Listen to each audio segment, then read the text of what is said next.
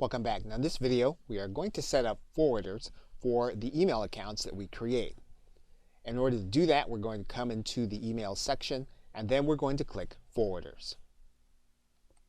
Now basically what we're doing is we're going to take all of the email that comes into a specific email address and we're going to send that to another email address that we actually watch and monitor.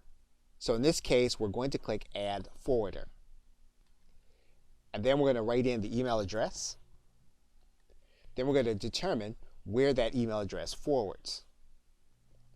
Once we do that, we're then going to click Add Forwarder. Then cPanel will give us a message saying that all email that comes into this email address will then be copied to an email address that we actually use and that we actually answer. Now we can also add a domain forwarder. Now when we're adding a domain forwarder, what we're doing is we're taking all of the email from a specific domain and we're forwarding it to the default address for another domain.